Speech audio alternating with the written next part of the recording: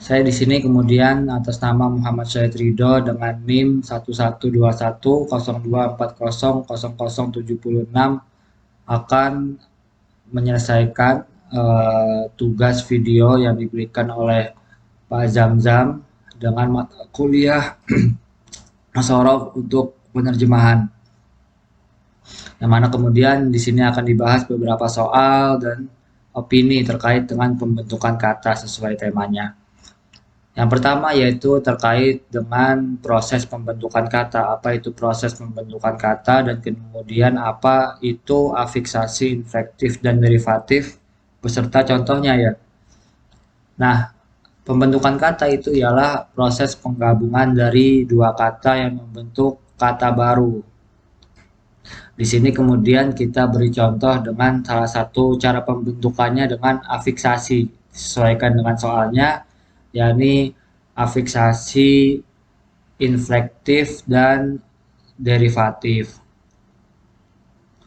Afiksasi itu ialah maksudnya ialah dengan memberikan imbuhan. Sebagai contoh nanti ada yang inflektif dan derivatif. Yang inflektif itu apa? Kalau dalam bahasa kita itu atau bahasa Arab itu disebut dengan at-tasrif al-lughawi atau tasrif bahasa.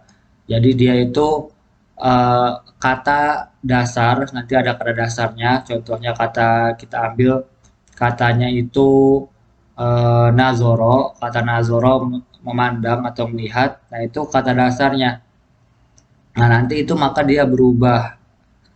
Nah, perubahannya itu tidak mengubah bentuk atau kelas katanya. Contohnya kemudian tasrif lugawinya nazoro, nazoro, nazoru. Nah itu.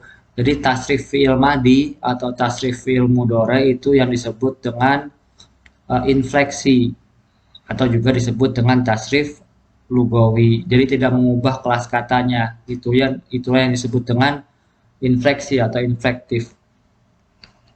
Sedangkan derivasi, nah derivasi itu kebalikannya itu ialah yang mengubah kelas katanya atau mengubah sama-sama mengubah bentuk, tapi kemudian perbedaannya ialah ketika derivasi, bentuk derivasi itu identitasnya ya, identitas dari kata tersebut itu berubah, sedangkan infleksi tidak berubah.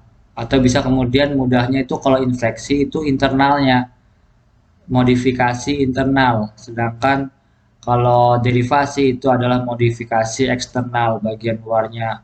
Contohnya kemudian kalau infleksi kita ulang sedikit itu tadi nazoro, nazoro, nazoru. Sedangkan kalau yang derivasi nazoro, yang zuru. Nah, berubah dari fi'il madi ke fi'il mudore ataupun nanti berubah jadi bentuknya fa'il, subjek, nazirun atau manzurun, maf'ul. Nah, itu derivasi. Kalau infleksi itu yang hanya berupa tasrif lugawinya, kalau yang derivasi itu berupa tasrif istilahinya. Nah, di situ contohnya tadi ya, sesuai tasrif lugawi dan istilahi masing-masing.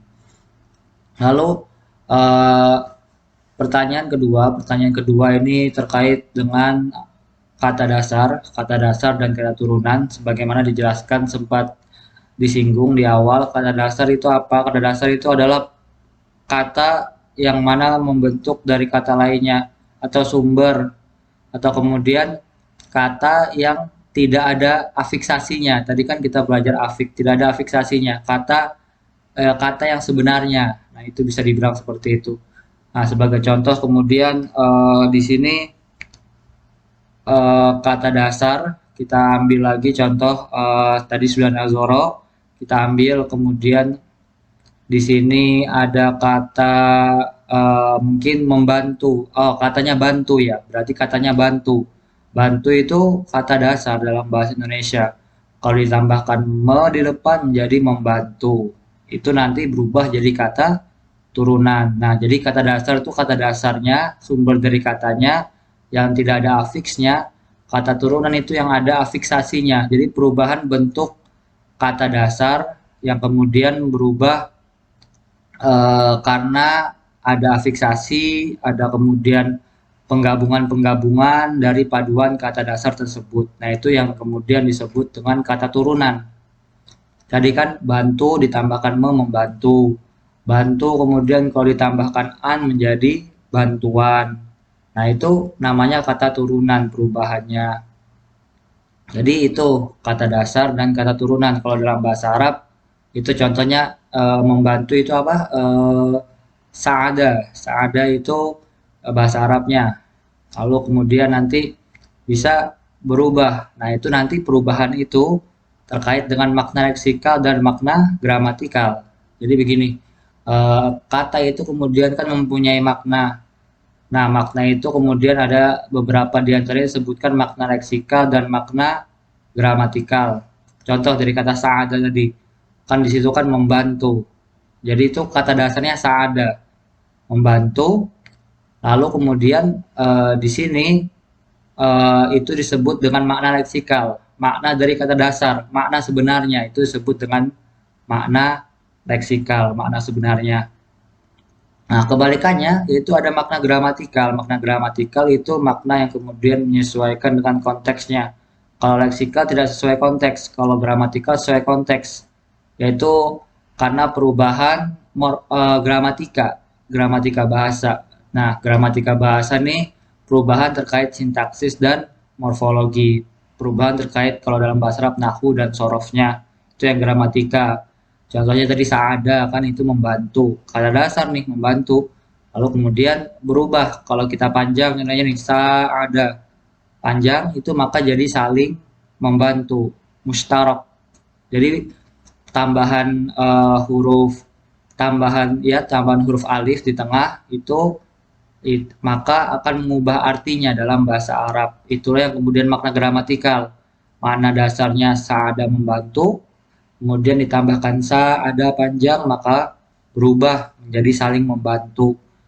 Contoh lain katanya yang kita sering dengar gofaro. Gofaro itu mengampuni, kata dasar gofaro.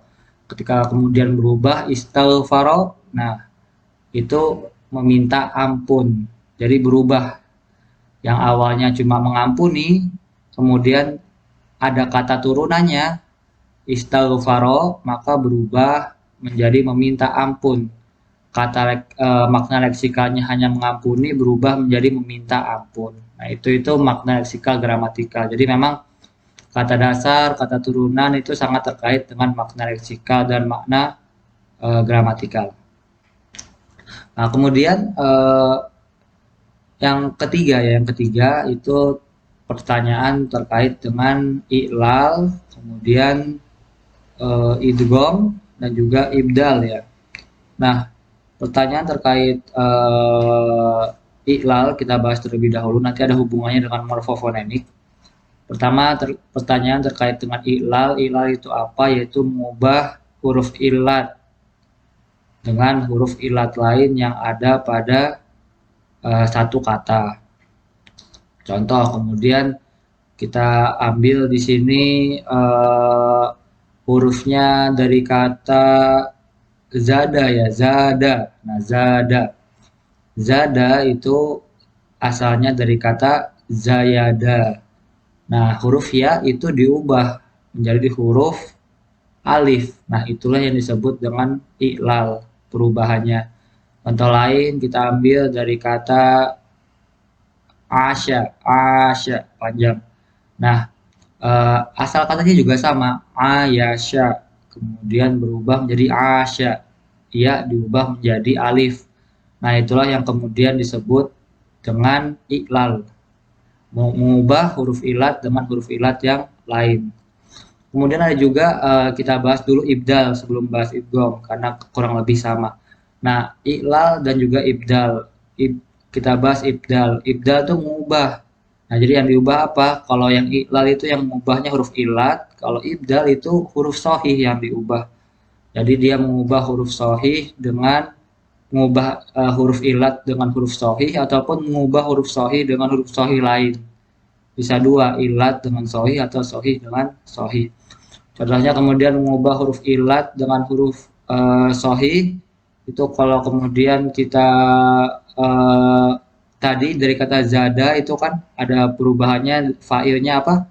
zaidun. Nah, itu asal katanya apa? Zaidun. Zaidun, huruf ya. Huruf ya kemudian diubah menjadi huruf apa? Huruf hamzah. Jadi zaidun. Nah, itu ibdal namanya. Atau contoh lain yang huruf sahih ke huruf sahih itu dari kata yang sering itaroba. Seharusnya kan huruf ta. Ta. Kemudian diubah dalam bahasa Arab jadi itoroba. Nah, itu. Jadi ta berubah menjadi huruf to. Itu mubah namanya ibdal. Jadi bedanya iklal sama ibdal itu iklal kemudian mengubah huruf ilat, tapi kalau ibdal itu bisa huruf ilat, bisa juga huruf sohi. Nah, lalu kemudian yang ketiga itu idgham. Nah, idgham mungkin sering mendengar di tajwid ya, idgham biguna, idgham bilaguna, yaitu memasukkan kata yang sama dalam bahasa Arab. Contohnya itu kita ambil contoh uh, kata ini, kata jada ya, yang manjada wajada itu kan kata jada. Kata jada itu asal katanya apa? Jadada. Jadada dari wazan fa'ala. Karena hurufnya sama, dal ketemu dal tadi, maka dimasukkan. Sehingga jadi jadda. Nah, begitu juga kemudian pada kata tasrif fil mudorenya, ya jadidu. Ya jadidu itu kemudian eh, asalnya kemudian berubah menjadi yajiddu. Nah, itu asal katanya yaitu yajdidu. Jadi huruf dal ketemu huruf dal diidghamkan atau di tasdidkan. Jadi yajiddu. Nah, itu namanya idgham. Jadi ada iklal, ibdal sama idgham. Nah, di situ kemudian tiga proses ini maka masuk ke dalam morfofonemik. Apa itu morfofonemik? Morfofonemik itu ialah kemudian eh, perubahan fonem. Jadi fonem itu katanya perubahan bunyi kata. Fonem adalah bunyi kata yang memiliki makna. Perubahan fonem dikarenakan bertemunya satu morfem dengan morfem yang lain. Nah, contohnya kemudian tadi kan ada kata kita ambil jada tadi kan, dal ketemu dal asalnya jadada, tapi karena dal ketemu dal akhirnya berubah menjadi jadda. Itu perubahan, jadi morfemnya berubah. Itu yang disebut kemudian dengan peristiwa morfofonemik. Nah, itu peristiwanya seperti itu namanya. Nah, itu soal nomor nomor tiga. Nah, sekarang soal nomor 4 kita lanjutkan, yaitu eh, apa namanya penerjemahan ya,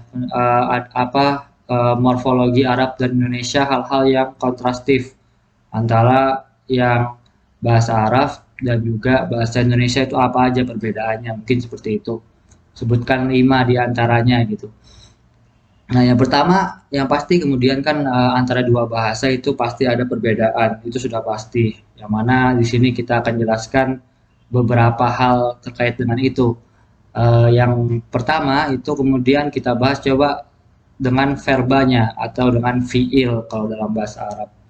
Nah, kalau kemudian dalam verba atau fiil dalam bahasa Arab itu contoh kemudian dalam bahasa Arab yang pertama ya, contoh pertama kemudian dalam bahasa Arab itu tadi kita bahas ada yang namanya infleksi, yaitu perubahan bentuk yang tidak mengubah kelas katanya. Infleksi, contohnya tadi kan kita ambil di awal nazoro, bisa juga kita ambil kataba, kataba, kataba, katabu, itu infleksi tadi kan. Nah, artinya apa? Menulis. Nah, kalau dalam bahasa Indonesia tidak ada perubahan seperti itu. Kalau dalam bahasa Arab ada kataba, kataba, katabu. Jadi kalau berubah maka berubah kata gantinya. Kataba dia, dia satu orang. Kalau kataba panjang, dia dua orang. Katabu itu banyak, dia atau mereka. Nah, kalau dalam bahasa Indonesia tidak ada perubahan seperti itu. Yang mana kemudian kalau dalam bahasa Indonesia, contohnya menulis, itu harus dibantu dengan kata lain. Jadi kita bantu dengan contoh nih, kita mau menunjukkan dua orang menulis, maka kita bantu dia atau dalam kurung mungkin dua orang sedang menulis. Jadi perlu bantuan dalam bahasa Indonesia. Tapi dalam bahasa Arab itu cukup kita sebutkan dengan satu kata. Itu yang pertama. Jadi perbedaannya di situ. Kemudian perbedaan yang kedua, ini masih terkait verba, itu dalam bahasa Arab itu kita tahu ada namanya sulasi, trikonsonantal, kemudian ada rubai, kuadrikonsonantal. Nah, dalam bahasa Indonesia itu tidak ada. Jadi, dalam bahasa Indonesia itu contohnya memukul, makan, minum, tidak ada kemudian pembentukan katanya. Kalau dalam bahasa Arab ada 3 kata, 4 kata, nanti berubah ada mazid, ada kemudian mujarot. Nah, itu dalam bahasa Indonesia tidak ada, adanya cuma seperti tadi makan, minum, mukul, kemudian tulis, menulis. Nah, itu cuma begitu begitu begitu di bahasa Indonesia. Tidak ada kemudian yang ada cuma di bahasa Arab adanya dasar dari pembentukan kata itu. Itu terkait verba atau fiil. Nah, sekarang kita masuk kemudian tadi sudah verba, coba kita bahas kemudian contoh ketiga itu terkait nomina atau isim. Nah, contoh isim seperti tadi juga, jadi dalam bahasa Arab itu ada dasarnya ketika membuat isim. Makanya kemudian nanti ada isim yang sulasi, ada nomina yang sulasi, ada nomina yang rubai, ada yang humasi. Jadi ada cara pembentukannya. Contohnya kemudian pembentukan dari kata fa'lun itu jadi kolbun nanti. Nah, itu ada bentuknya. Begitu juga nanti ada yang humasi, ada yang rubai, itu ada dasarnya semua pembentukannya. Sedangkan dalam bahasa Indonesia tidak ada.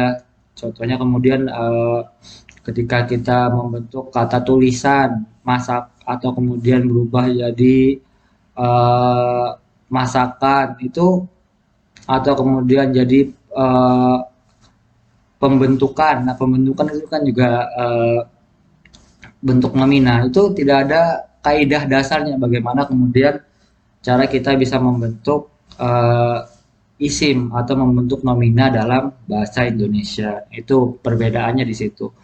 Nah, kemudian perbedaan yang keempat itu kemudian bisa kita lihat masih dalam bentuk isim itu ialah dalam isim itu isim dalam bahasa Arab itu eh, ada ada kemudian penyebutan jumlah. Nah, itu.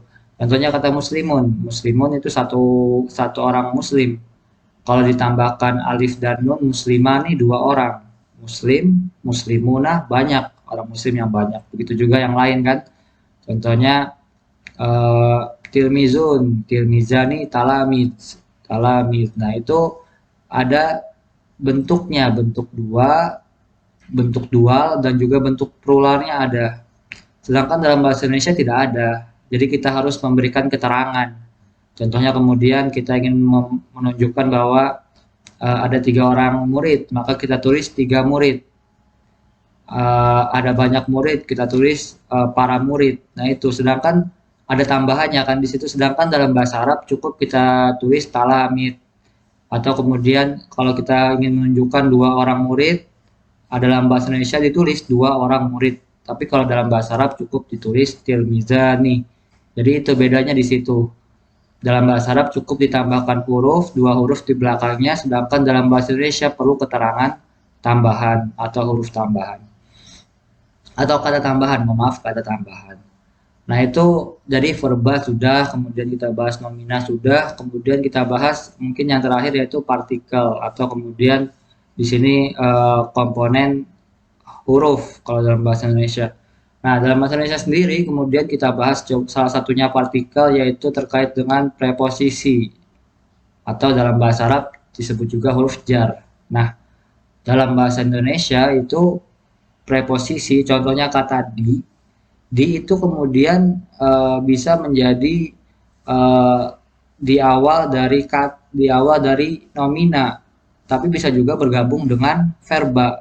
Nah, itu sehingga kadang sulit dibedakan apalagi oleh orang yang belajar bahasa Indonesia, sering ditulis digabung. Contohnya kemudian kalau yang kita tahu di atas itu dipisah, tapi diambil itu digabung. Jadi kalau bergabung sama verba itu jadinya gabungan, imbuhan. Tapi kalau berubah dengan yang lain itu disebut juga dengan contohnya tadi diambil, bukan diambil, mohon maaf, di atas, di rumah, kalau kemudian di sekolah.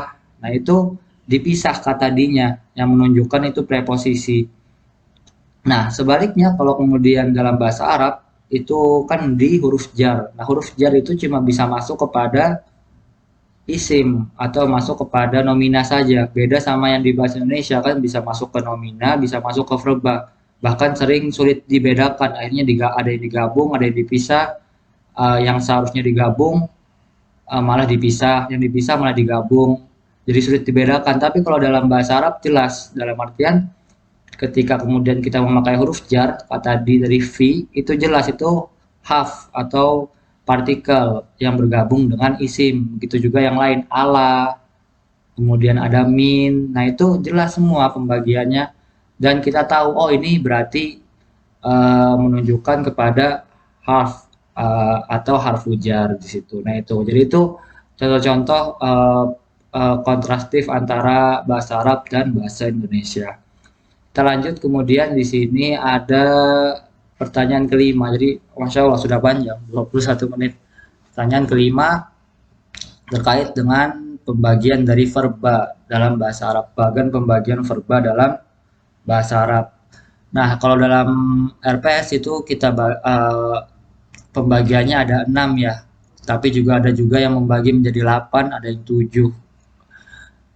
Nah, itu kita ikuti RPS, yaitu pembagiannya ada 6. Yang pertama itu ialah dari segi ini ya, segi komponen ya. Dari pertama itu dari segi fiil, dari segi komponennya. Dari segi komponen itu verba ada yang sahih, ada yang mu'tal. Jadi komponen yang ada dalam verba tersebut. Bagian dari huruf-huruf verbanya ada yang sahih, ada yang mu'tal. Contohnya kemudian yang sahih itu kata doroba, nasoro, dari nazoro, nah, itu yang sahih. Kalau kemudian yang mu'tal itu yang ada huruf ilatnya, contohnya kemudian kata wasaba yang terkenal, kemudian baka, menangis, kemudian koma yang di tengah, warowa, nah itu yang ada disebut dengan mu'tal berdasarkan komponennya. Lalu kemudian di sini komponen yang pertama, yang kedua terkait dengan susunannya. Jadi setelah komponen ada terkait dengan susunan. Nah, terkait dengan susunan ini terbagi menjadi terkait susunan ini terbagi menjadi susunannya mujarot, ya maaf, mujarot dan mujarot dan mazid. Jadi ini susunannya. Susunan itu terkait dengan mujarot dan mazid. Yang pertama yaitu yang mujarot. Mujarot itu yang asalnya saja. Jadi fiilnya ada yang sulasi, ada yang 3 kata, ada yang rubai. Nah, yang sulasi contohnya dari kata tadi doroba, kemudian dari kata dahola. Nah, itu yang sulasi. Yang sulasi mujarot 3 saja. Lalu kemudian ada yang rubai, termasuk dari kata tarjama itu rubai, 4 kata. Lalu nanti ada yang mazid. Nah, mazid ini ketambahan, tambahan tadi afiksasi, ada tambahannya. Nah, tambahan afiksasi ini kemudian bisa mengubah maknanya. Nah, itu kemudian contohnya tadi adakhola jadi adakhola, saada tadi jadi saada. Nah, itu kemudian yang disebut dengan yang mazid, ada tambahannya. Jadi tambahan tersebut yang kemudian bisa mengubah makna. Sulasi juga ada tambahannya, itu ada 12 wazan, 12 timbangan, dan kemudian rubai juga ada tambahannya, yaitu 3 timbangan. Ada macam-macam. Jadi itu bahasa Arab banyak sekali kemudian macamnya, Masya Allah. Kemudian verba yang ketiga, tadi dari segi komponen, dari segi susunan, kemudian dari segi waktu ya, dari segi waktu. Nih Pak, mungkin semua orang tahu waktu fiilnya apa? Fiil madi, kemudian fiil amar, fiil mudhari dulu ya, fiil amar, ada juga yang menambahkan fiil nahi. Kemudian fiil madi itu yaitu menunjukkan kata lampau, masa lalu. Contohnya doroba tadi kan, kemudian atau nasoro bisa Kemudian mudorenya yaitu yang suruh, menunjukkan makna akan datang atau sekarang, sedang menolong atau akan menolong. Kalau nasoro tadi telah menolong, kalau kemudian berubah jadi unsur itu amar, perintah, tolonglah. Nah itu menunjukkan akan datang karena perintah, kita memerintah orang, menunjukkan perbuatan yang akan dilaksanakan pada masa akan datang. Dan kemudian ada menambahkan fil nahi, la tansur contohnya. Nah itu perbuatan yang akan datang juga sama diambil. Nah fil nahi ini diambil kemudian dari fiil mudore. Nah itulah tansur. Nah, kemudian ada juga setelah tiga ada juga verba dari segi objeknya. Nah, dari segi objeknya ada yang butuh objek dan tidak butuh objek, yaitu fiil lazim dan fiil mutaaddi. Nah, fiil lazim itu yang tidak butuh objek, fiil mutaaddi yang butuh objek.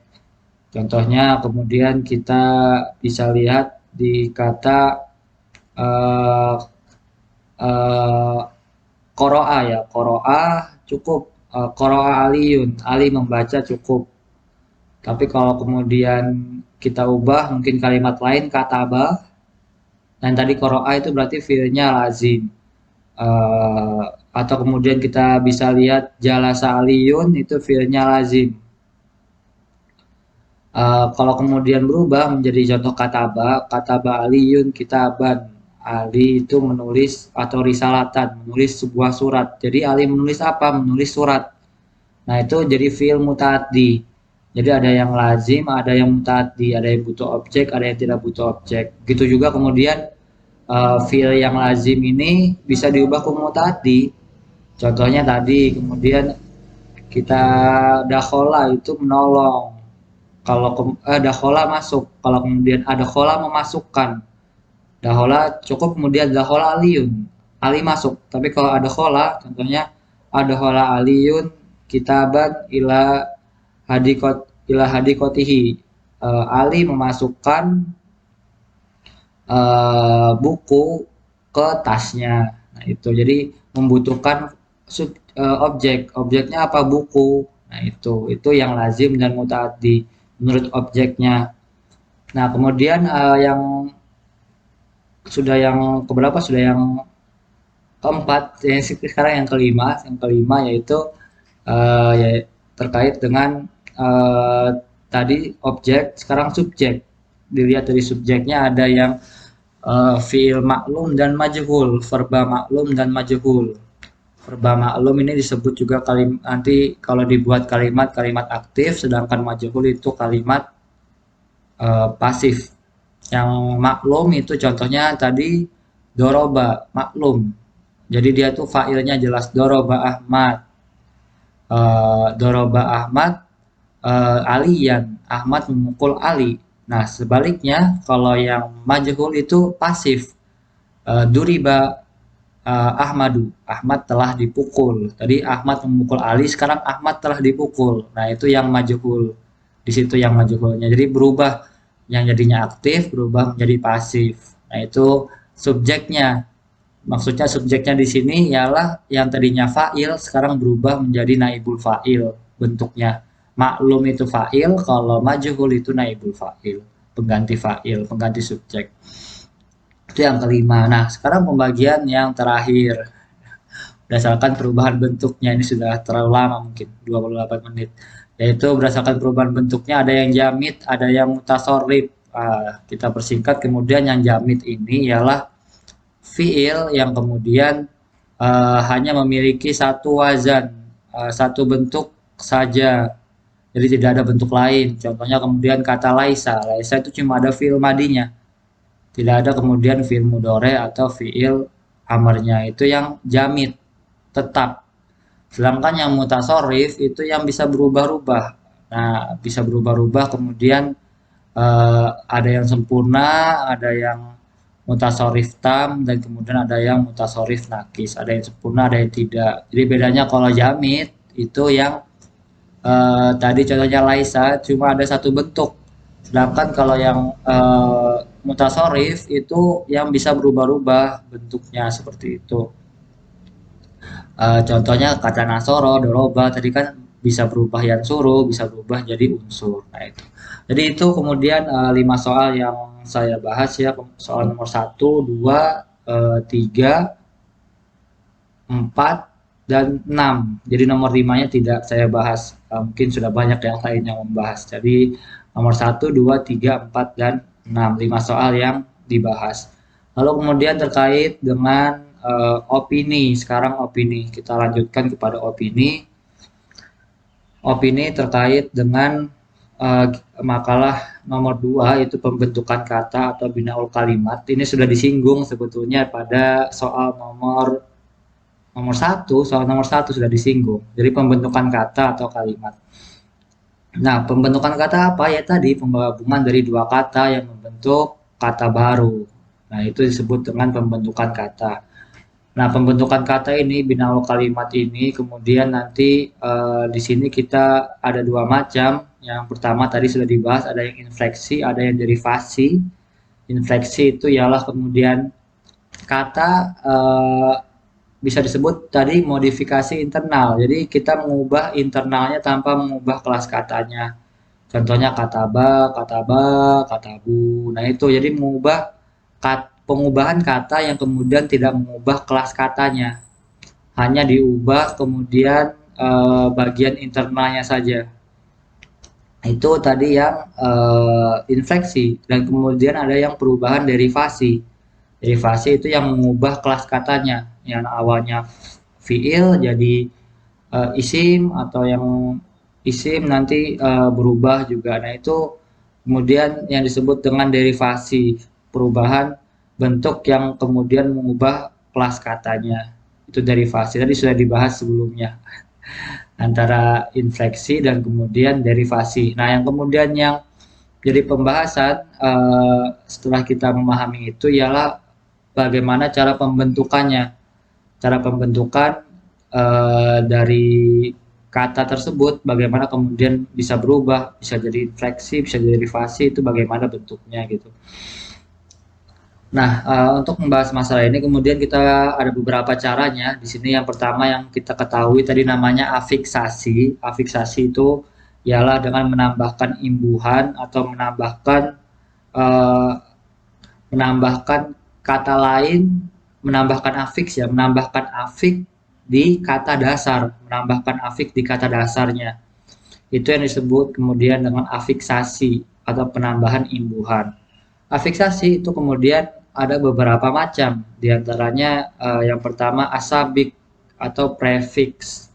Kita beri contoh kemudian langsung aja kita beri contoh itu ke bahasa Arab ya. Tadi kan sudah diberi contoh kata dakhola ketika ditambahkan huruf hamzah ada khola. Nah itu salah satu contohnya. Jadi prefix penambahan di awal ada khola.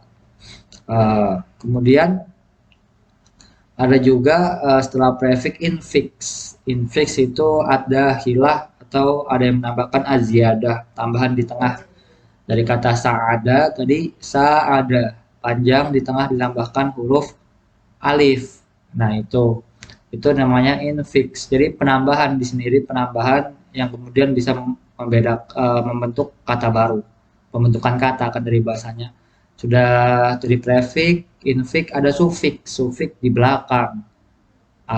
Sufiks di belakang itu kemudian contohnya bisa kita ambil dari kata muslimun ditambahkan jadi muslimuna. Nah, itu tambahan di belakang wawu dan nun. Itu disebut dengan prefix al-lahiqah. Jadi asabikoh, prefix, kemudian infix itu ada hilah atau aziyadah, dan terakhir ada sufiks ya. Sufiks itu yang di akhir itu disebut dengan namanya al-lahiqah. Nah, lalu kemudian ada juga selain dari prefix, infix, sufiks, ada juga disebut dengan konfiks. Konfiks itu kemudian tambahan di awal dan di akhir konfiks. Contohnya kemudian dari kata kataba ditambahkan mim dan tak marbuto di akhir maktabah, perpustakaan berubah Nah, itu namanya konfiks tambahan di awal dan di akhir, as-sabiqah dan ad-dahilah.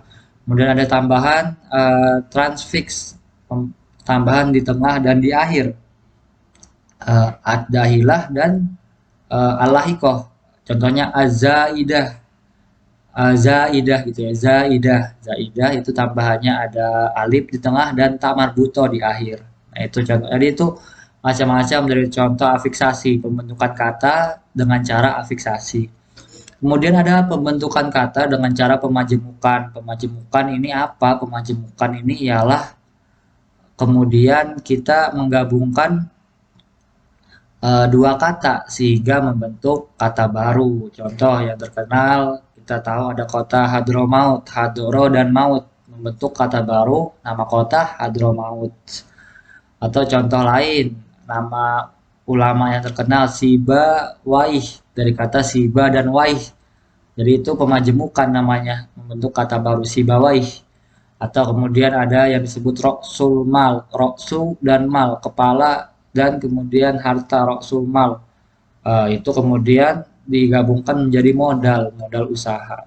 Nah itu jadi dua kata digabung membentuk kata baru pemajemukan. Nah selain pemajemukan itu ada pula nanti namanya pembentukan pembentukan susut, pembentukan susut. Nah, pembentukan susut ini apa? Maksudnya jadi ada satu kata yang di dalamnya itu dikira afiks, ada afiksnya. Jadi kemudian afiks tersebut dibuang supaya lebih mudah. Nah, itu contohnya kemudian yang terkenal di dalam bahasa Arab ya karena penerjemahan bahasa Arab itu kata televisiun. Nah, televisiun karena kemudian orang menganggap kata wawu dan nun di belakang itu tambahan, akhirnya berubah menjadi atilfaz orang bilangnya. Nah itu television berubah jadi atilfaz itu pembentukan susut. Jadi dikira dikira itu afiks padahal bukan. Atau kemudian kata bakorotun, bakorotun itu di tak marbutonya dikira afiks padahal bukan di situ Pak. Bisa menunjukkan sapi betina atau jantan. Nah, setelah itu, nah kita masuk setelah masuk tadi ada afiksasi, kemudian ada pemajemukan, pembentukan susut, kita masuk kepada singkatan, abreviasi. Abreviasi, ya. Nah, ini singkatan kata ya. Jadi kita menyingkat kata. Contohnya kemudian ila akhirihi. Jadi kita ubah jadi alif, lam, dan kho.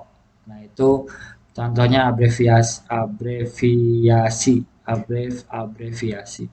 Nah, abreviasi itu eh, terbagi menjadi tiga.